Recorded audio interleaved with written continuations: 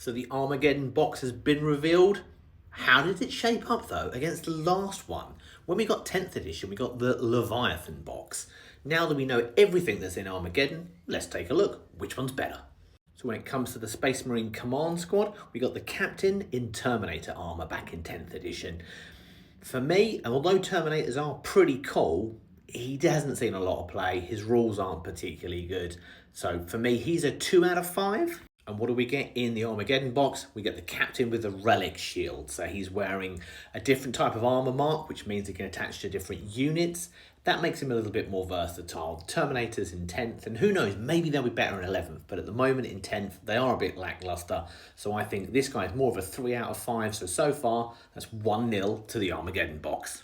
Next up for Leviathan, they had the Terminator in the Librarian armor. Other way around, the Librarian in the Terminator armor. Kind of the same problem. He gives sustained hits, which is a little bit better, I think. Probably is a bit more versatile than what the Captain offers. But again, this guy is still kind of a 2 out of 5 for me, a bit lackluster.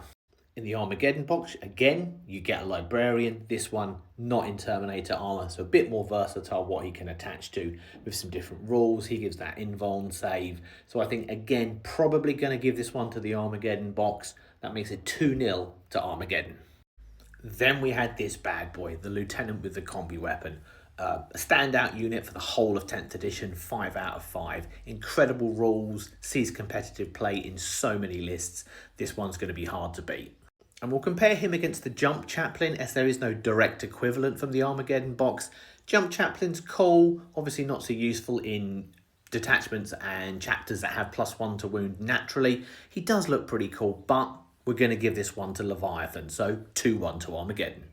Then lastly, for the Leviathan box, the final character that was in there was the Apothecary, and that's the Apothecary Biologist. He's the one in the Gravis armor, so he's got a pistol, a big canister of soup in case the Space Marines get hungry or thirsty. This guy's pretty good.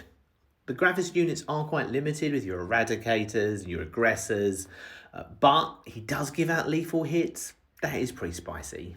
The only thing left to compare him against would be the Ancient. Oh, this one's difficult, right? The rules are probably better on the Biologists. I'm going to call this one a draw.